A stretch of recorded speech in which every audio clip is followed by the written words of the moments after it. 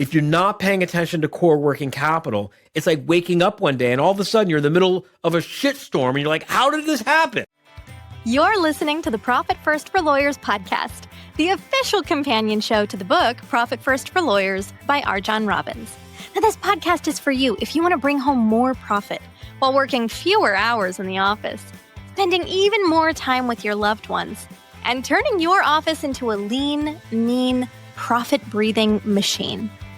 So if you're tired of working for your law firm instead of your law firm working for you, stay tuned for some really practical insights that will get you the results you've always wanted.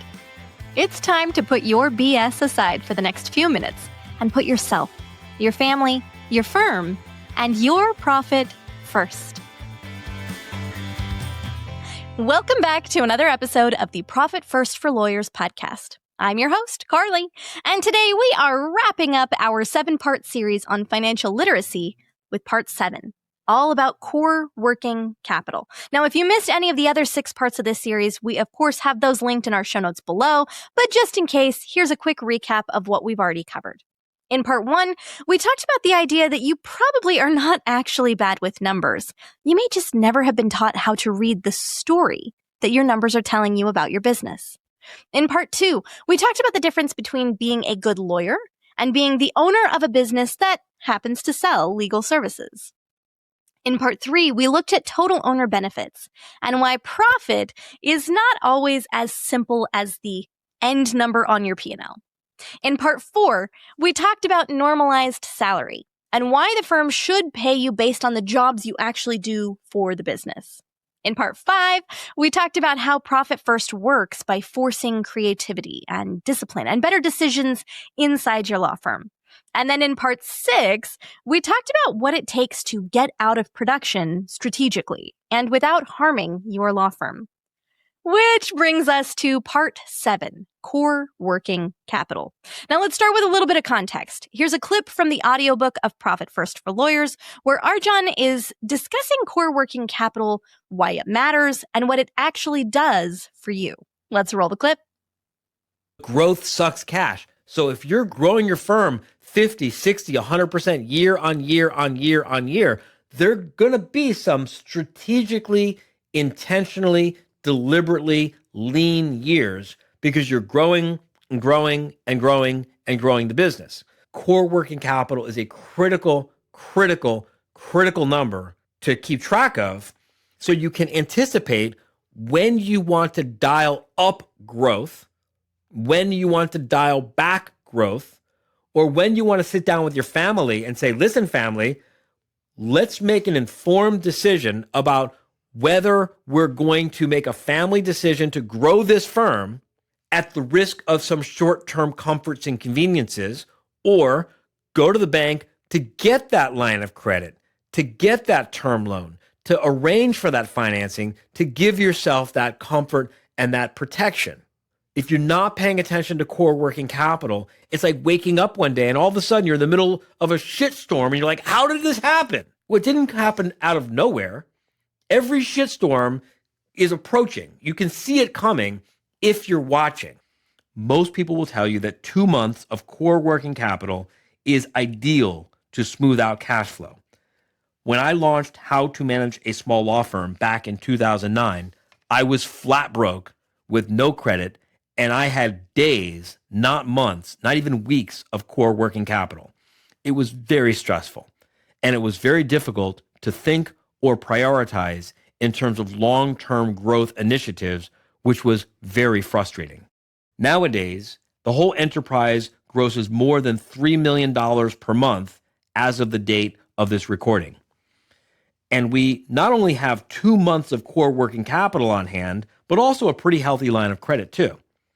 So let me just tell you, as someone who has experienced both ends of the spectrum, life is much easier when you have some cushion. Plus, it's a lot more fun to run your business this way because you get to do so much more on your terms.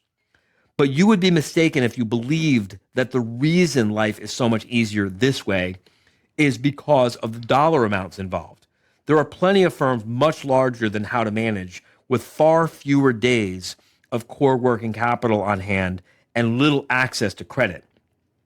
And for the owners of those law firms, life is still pretty stressful.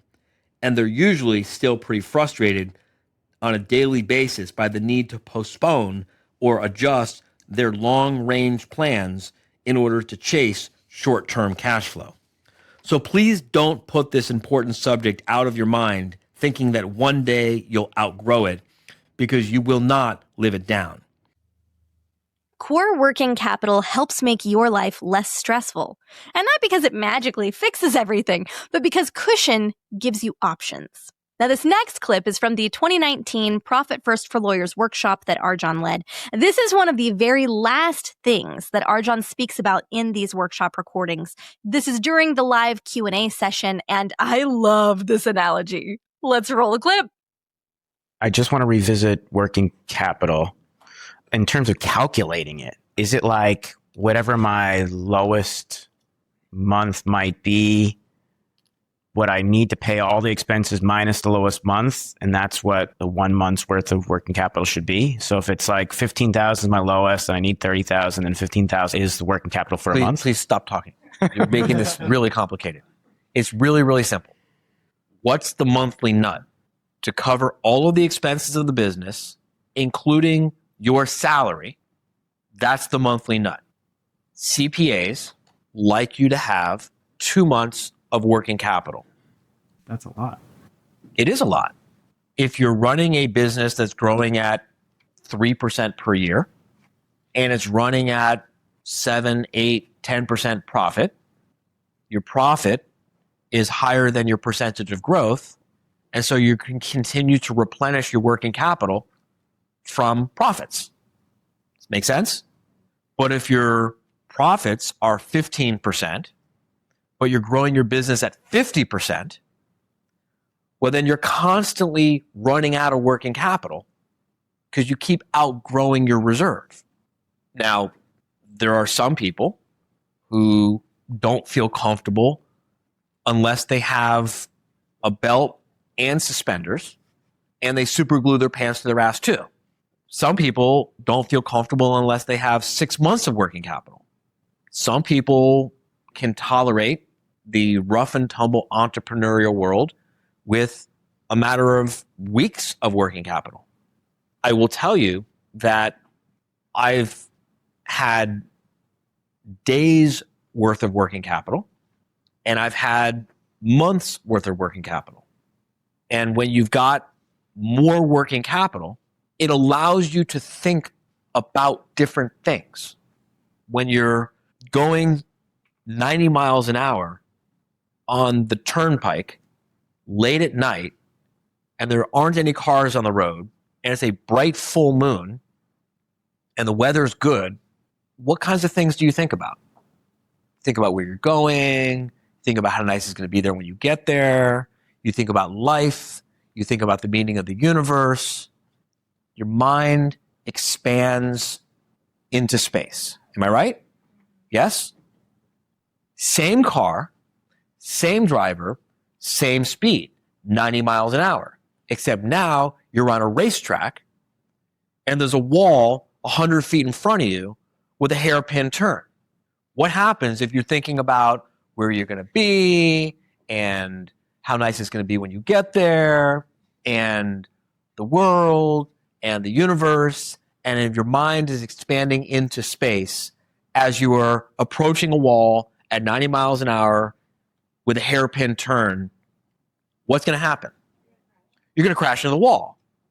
Therefore, you don't get to think about the world. You don't get to think about your place in the universe. You don't get to think long-term strategy. You don't get to think about all these different ways to make your life better. You got to think about one thing and one thing only, which is, when do I hit the brakes? When do I turn the car? How do I avoid hitting that wall? Well, that's the difference between running your business with enough working capital versus without enough working capital, which is really why it's important to learn how to be bankable, because it's very exciting to run your business without a lot of working capital. It's very heroic to run your business without working capital because you keep coming up with amazing solutions and you keep pulling off heroic feats and you keep coming up with these creative solutions to solve these massive problems. And everyone's always in amazement and everyone's always impressed and everyone's always like, oh my God, you pulled another one out of the hat. But I mean, you go through tires real fast, right? You go through brakes real fast.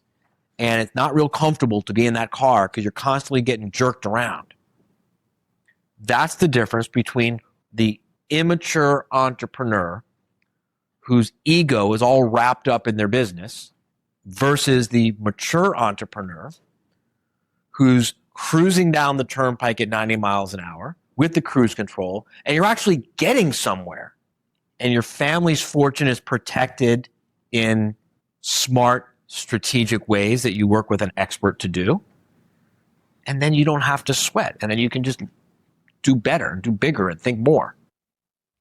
You don't have to sweat. You can just do bigger and even better. All right, so how do you take action? Well, sit down with your leadership team and go over the numbers that you've been putting together through this whole series. What goals do you have for yourself? What goals do you have for your firm? And how aggressively or not do you want to grow the firm? And then how much cushion do you need in order to feel comfortable and not like you're cruising at 90 miles per hour on the freeway with a wall and a hairpin turn coming up ahead? Have a really honest, courageous conversation with your financial team and look at the numbers. At the beginning of this entire series, I mentioned that the financial controls were not just spreadsheets and reports and accounting, bookkeeping, or math, but that they were all about giving you more power, more control, more confidence, and more choice inside of your business.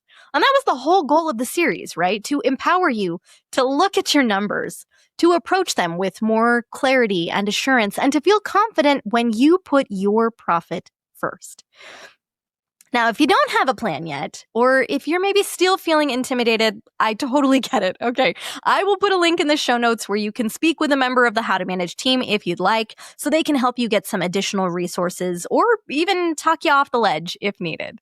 And as always, if you have any specific questions that you'd like answers to, go ahead and shoot me an email at podcast@profitfirstforlawyers.com, and I will put something together to help. You are not bad at math. If you take nothing else away from this series, I hope that you will take this. You are not bad at numbers. And the only changes you can make have to happen in reality, pesky as it is sometimes. And reality shows up most clearly, objectively, and without emotion in your numbers. So take a look. Your future self will thank you for it. And we will see you next time. Thank you for joining us on another episode of the Profit First for Lawyers podcast. If you're enjoying what you're hearing, tell a friend and buy your copy of the book at profitfirstforlawyers.com. Your future self will thank you for it, and we will see you next time.